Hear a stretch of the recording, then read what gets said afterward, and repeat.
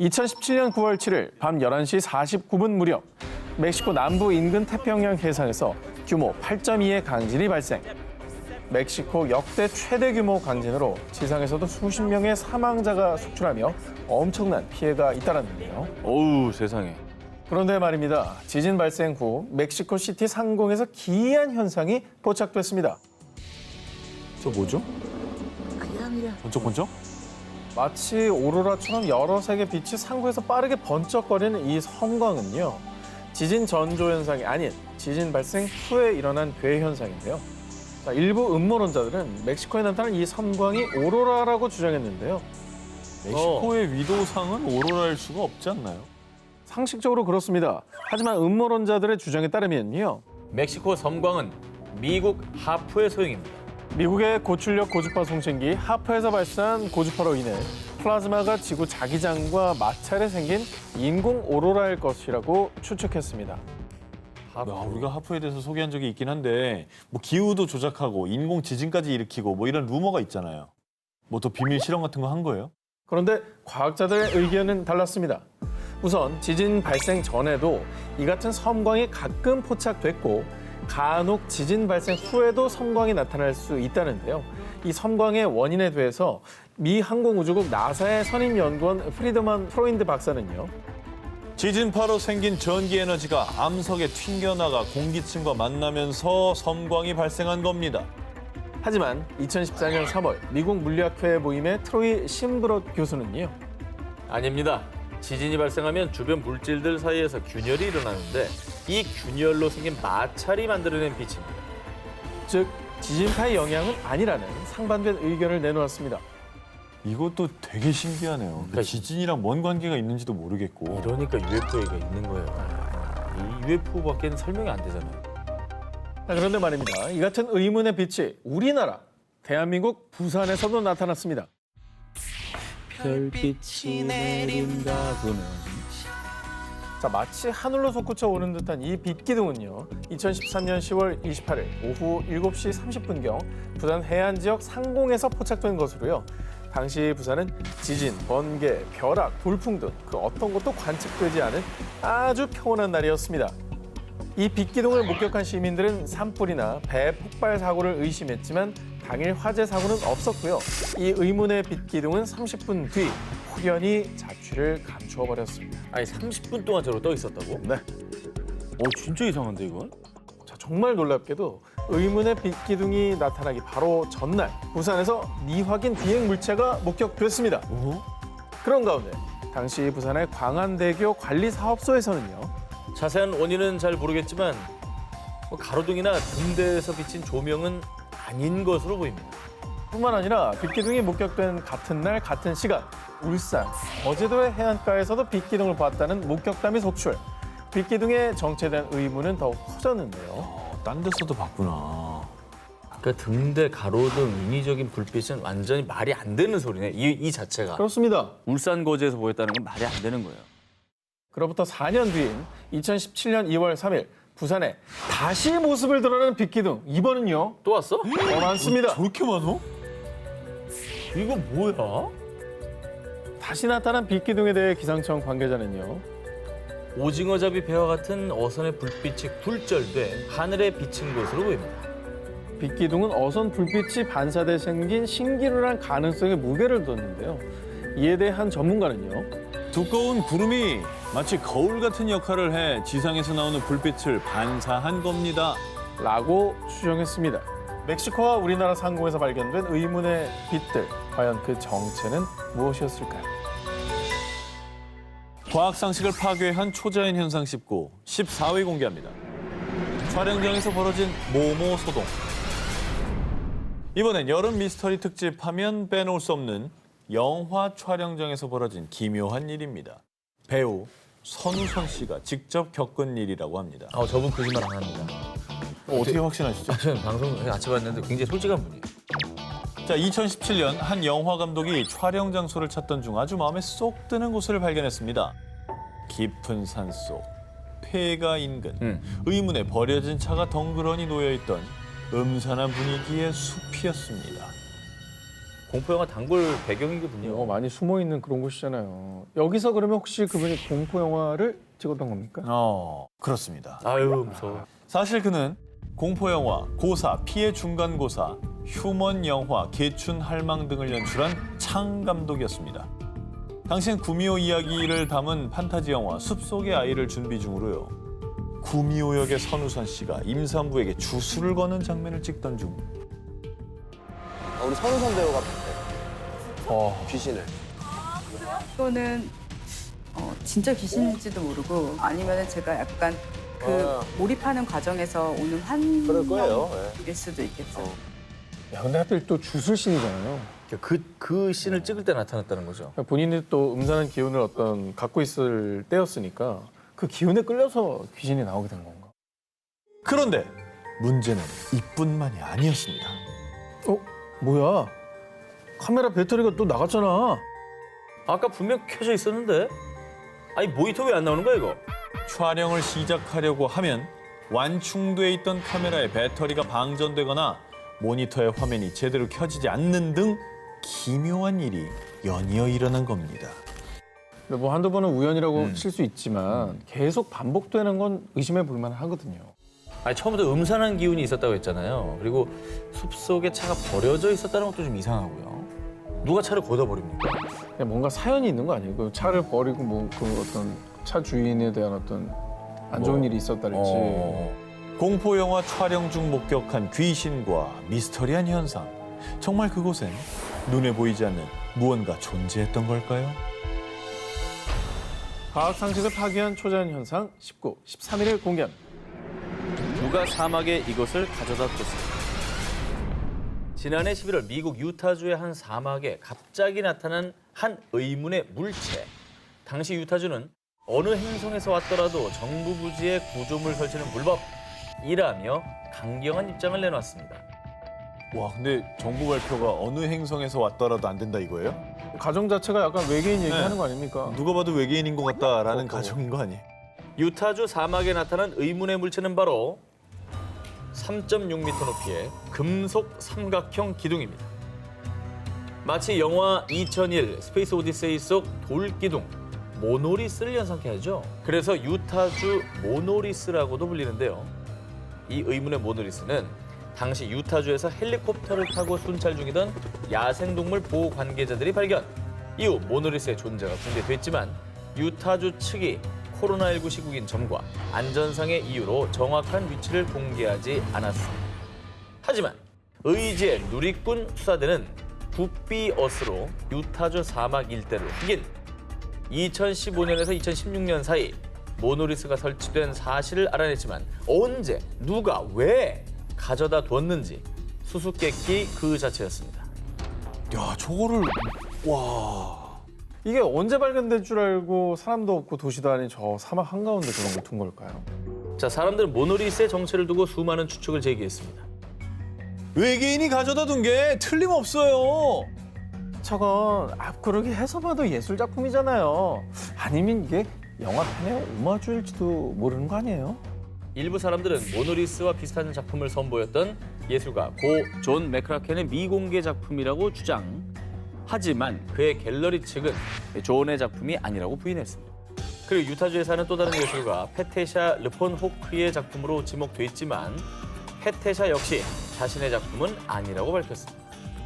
아니, 예술가라면 자기가 설치했으면 자기가 했다고 그죠? 하셨을 텐데 그것도 아니고.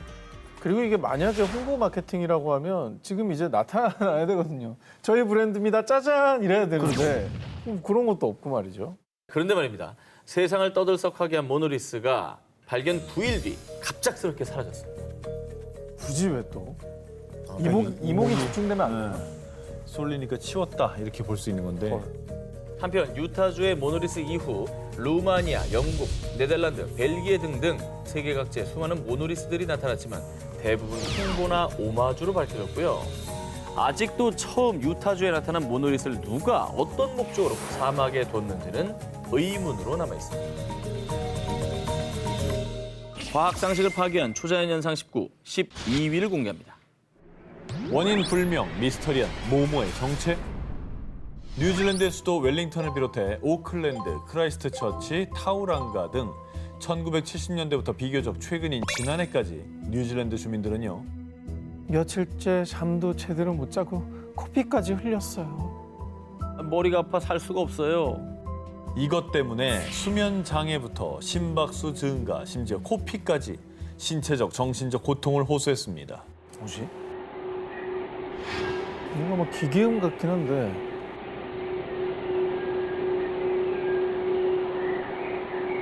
아, 뭔가 막 울음소리 같은데 이거? 얘기하다 울고. 막 이런, 예. 이런 소리가 계속 들리는 거예요. 아, 그러니까 윙윙 지직 막. 근데 이제 이게 괴로울 거는 알겠는데 이것 때문에 코피까지 흘렸다고요? 이를 분석한 전문가들은 소음의 주파수가 100Hz 이하의 저주파로 신체에 직접 진동을 주기 때문에 심할 경우 극심한 피로와 함께 두통, 구토, 어지러움 등을 유발할 수 있다고 밝혔는데요. 그런데 신체적 고통까지 유발하는 이 미스터리한 소음은요. 뉴질랜드뿐 아니라 미국, 캐나다, 러시아, 프랑스, 영국 등 전 세계 곳곳에서 나타났습니다. 아 그렇게 많이 일어났어요? 그렇죠. 그러니까 이런 특정 소음이 한 군데도 아니고 여러 지역에서 들리는 게 정말 이상하네요. 예. 아니 소음의 정체를 조사를 해봤나요? 해봤죠. 1999년 미국, 2011년 캐나다뿐만 아니라 2012년엔 뉴질랜드 웰링턴 시 의회가 그리고 지난해에도 뉴질랜드 타우포의 환경보건 책임자가 나서서 조사를 했습니다. 문제를 파악하기 위해 최선을 다했지만 아직 그 답을 찾지 못했습니다. 그런 거 아닐까요? 극지방에 이렇게 비행기들이 뭐 많이 지나갈 수 있잖아요. 그러니까 음속으로 갈 때 소닉 붐이라고 엄청난 굉음이 발생하는데 이게 그런 또 비행기 소음이 아닐까? 실제로 소닉 붐이 유력한 가설 중에 하나긴 합니다.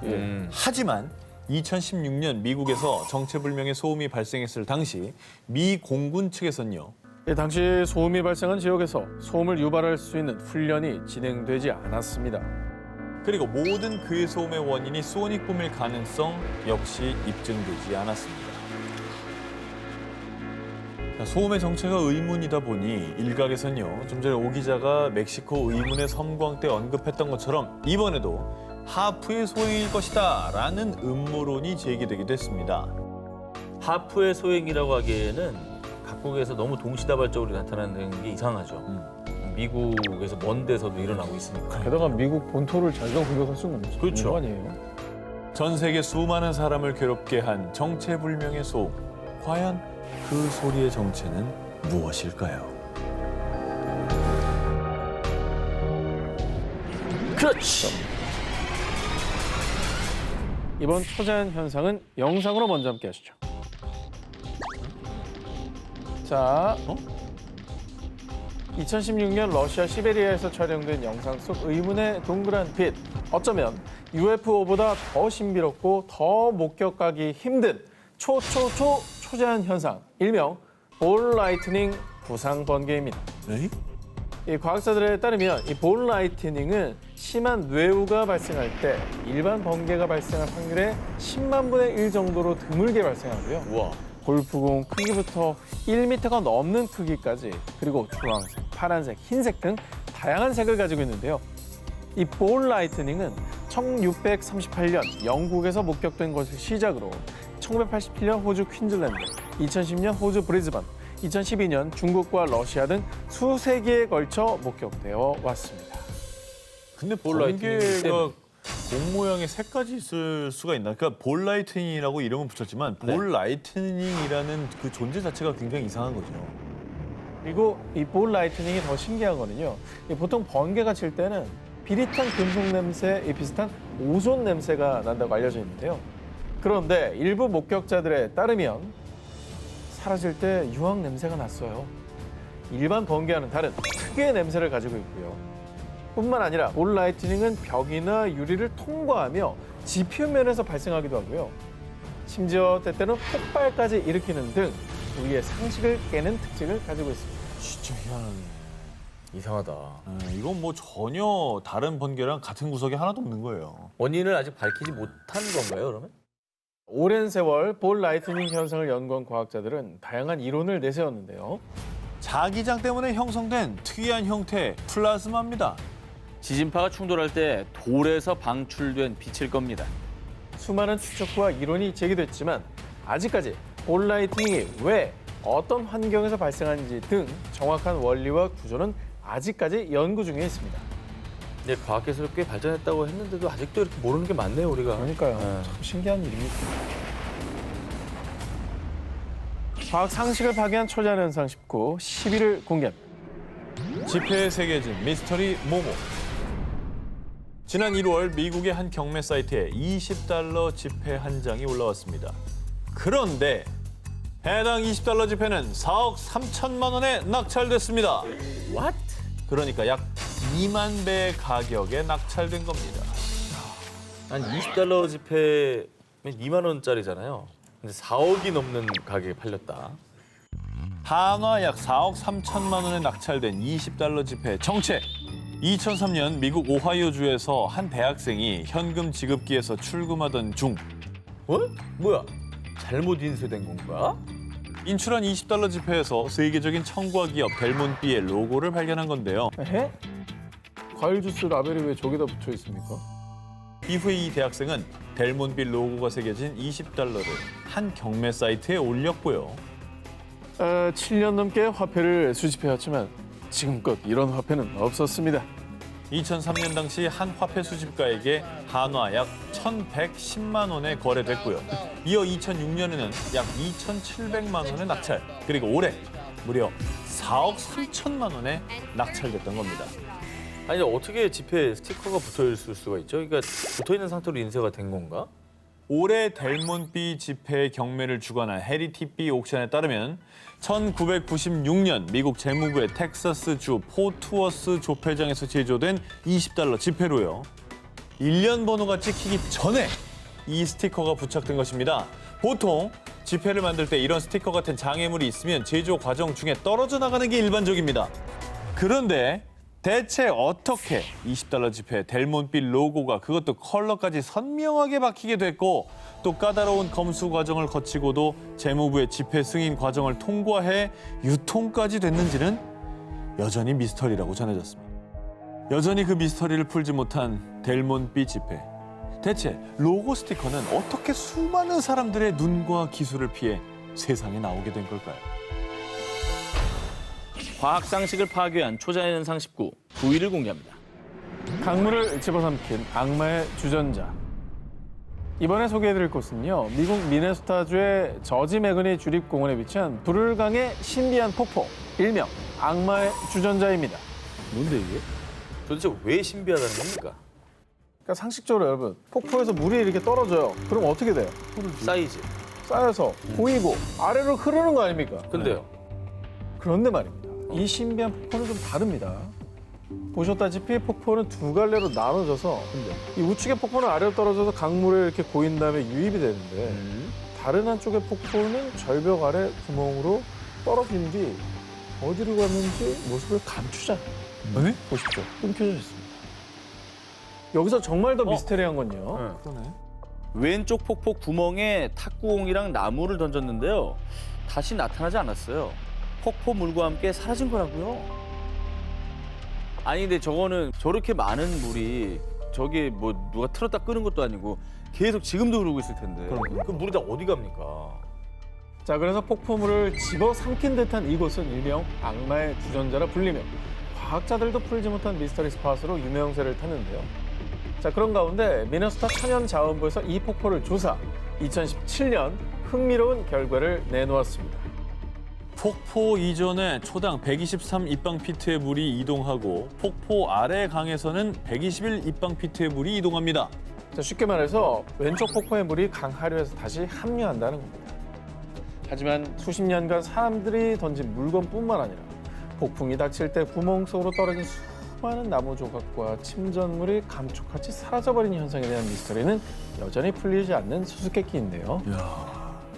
물건은 발견이 안 됐다 이거죠. 이 물은 합류가 됐지만 그러면 구멍 안에 뭔가 거대한 큰 동굴이 있어서 거기 아마 쌓여 있을 겁니다. 나도 그 생각을 했는데. 침전물이 쌓여 있는 거예요 지금. 근데- 나도 생각했는데 지금 폭풍이나 태풍 같은 거 올 때 나뭇가지들도 엄청 들어갔대잖아요. 그렇지. 그런 식으로 막혔으면 아예 저 구멍이 막혀서 더 이상 절로 물이 들어가지 않았겠죠. 그런데 말입니다. 뭐 지하동굴 썰, 뭐 이런 것들은 보통 물에 쉽게 녹는 성질인 석회암 지대에 형성이 되는데요. 그런데 이 폭포가 있는 곳은 마그마가 지표면에서 빨리 식어서 생성되는 화산암 종류의 유문암 지대입니다. 물에 쉽게 녹지 않아 거대한 지하동굴이 형성되기 어렵습니다. 유문함은 안 녹아요. 아니 근데 도대체 그럼 그 물건들은 어디로 사라진 거예요? 걸려있다니까 거기. 답답하네 정말. 턱에 걸려있다니까. 내가 진짜 내 꺼내줘 탁구공 들어가서. 내 꺼내줄게 내가. 수중 너무 카메라 됐죠? 들고 들어가서 꺼내주면 될 거야. 탁구공이요 이러면 되는 거 아니에요? 자, 그럼 코로나19가 끝나면 제일 먼저 정 기자님 투입되는 거죠. 네. 사라진 물건들에 대해서는 소용돌이와 같은 충격으로 인해 부서진 게 아닐까 하는 추측이 있지만 정확히 밝혀지진 않았고요. 오랜 시간 쌓인 물건들이 잔해조차 발견되지 않은 건 이건 또 이해가 안 되는 거예요. 이상하죠. 게다가 왼쪽 구멍으로 흐른 폭포물이 강의 어느 지점에서 합류하는지 역시 밝혀내지 못했는데요. 자, 과연 물건들은 어디로 사라졌을까요? 신비한 구멍, 악마의 주전자는 정말로 초자연적인 힘을 가지고 있는 걸까요? 과학 상식을 파괴한 초자연 현상 19 8위 공개합니다.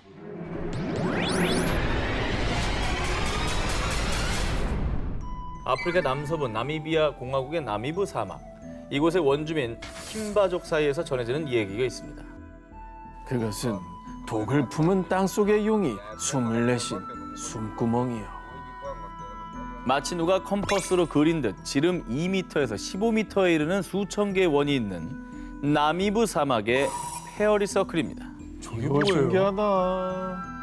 우리가 그 중동판 나스카 라인 빅서클에 대해서 소개한 적이 있는데 그거는 이제 정체불명의 인공 구조물이었는데 그렇죠. 이것도 그럼 혹시 누가 만든 거예요? 저거를 아닙니다.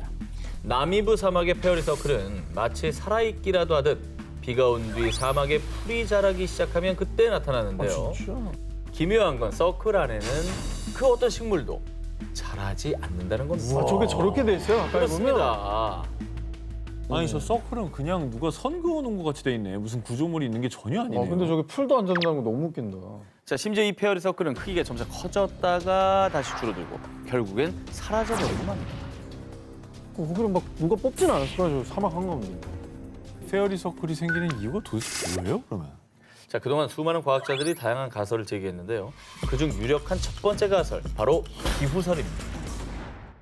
나미부 사막의 페어리 서클은 식물이 물을 얻기 위해 스스로 만든 패턴입니다. 2013년 남아공 케이프타운 대학의 마이클 크레이머 교수는요.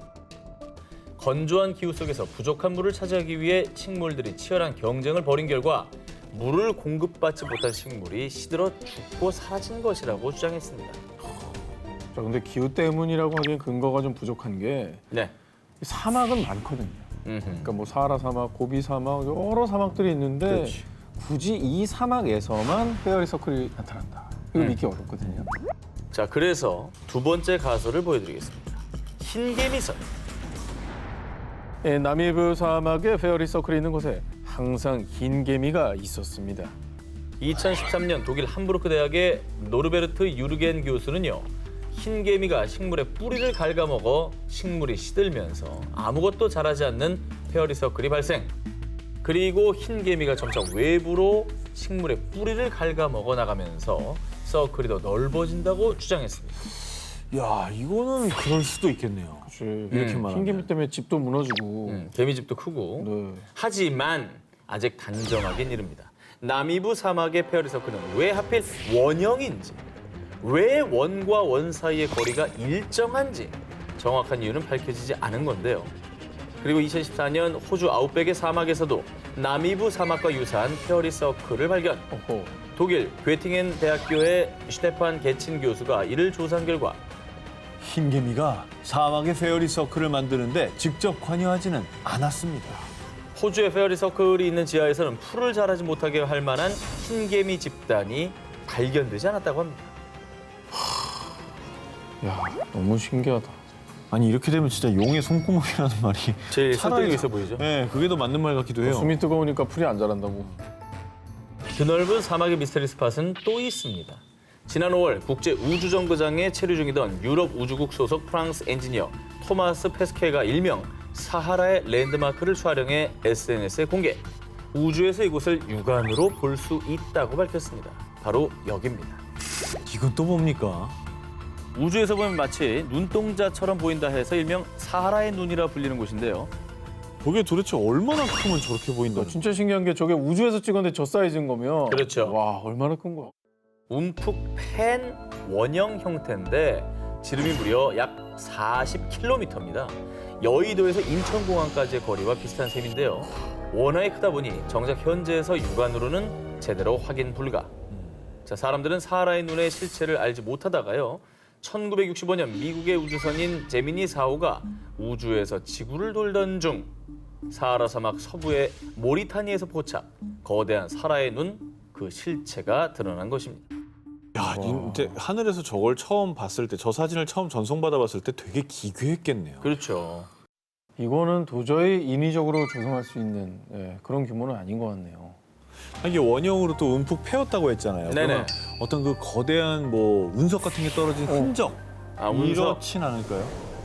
자, 보통 운석의 분화구는요, 중심부가 솟아오른 형태이지만 사하라 사막의 눈 중심부는 평평한 데다가요, 만약에 운석이 충돌했다면 열과 압력으로 인해 광물의 성질이 변하는 변성암이 발견돼야 정상입니다. 하지만 사하라의 눈 인근에서 운석 충돌로 인한 변성암은 발견되지 않았습니다. 그러면 큰 규모의 지각 운동 중에 화산도 있잖아요. 화산. 네. 아, 근데 이거 너무 평평한 데잖아요. 그래 좀 그렇긴 해. 자, 여러분, 화산이 분출했다면 이 지형이 어떤 암석으로 되어 있겠습니까? 화강암, 현무암 뭐 이렇게. 그렇죠. 우리가 학생 때 과학 시간에 배운 대로라면 화산 분화구가 있는 지역에 화산암이 발견되는 게 상식입니다. 하지만 사하라의 눈 인근에서는 화산암이 거의 발견되지 않았습니다. 그럼 그것도 아니라는 얘기네. 그러면 어떻게 된 거야? 사막에서 포착된 미스터리한 원형들. 과연 그 출생의 비밀은 언제쯤 밝혀질까요? 과학 상식을 파괴한 초자연현상 19 6위를 공개하겠습니다. 이것이 떠밀려오는 바다? 두 기자님은 어딘가에서 보물선이 발견됐거나 돈 되는 뭔가가 널려 있는 곳이 있다면 어떻게 하시겠습니까? 일단은 가고 봐야죠. 구경은 하러 갈 것 같아요. 일단은 뭐 주위 상황 좀 살펴야 되겠죠. 자, 그렇다면 두 분 다 지금 당장 남미로 떠나시기 바랍니다. 아, 남미. 남미? 아 근데 이거는 뭐 영화 같은 일이잖아요. 실제로 그런 일이 있어요. 베네수엘라의 작은 어촌 마을 구아카. 지난 9월 이후 구아카 해변의 모습은 이렇게 달라졌습니다. 어떻게? 뭐야? 왜 이래? 어우 사람들 봐. 엄청 몰려가네. 이게 뭐 많다.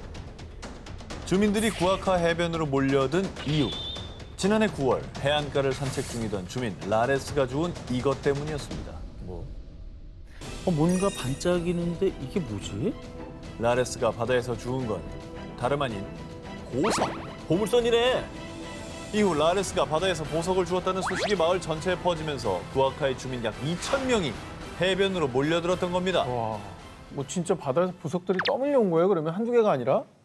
라레스가 보석을 발견한 뒤로도 금반지, 은팔찌, 보석이 박힌 장신구 등이 발견. 대부분의 주민이 모두 일명 보물찾기에 성공할 정도로 많은 양의 보물이 떠밀려 왔고요.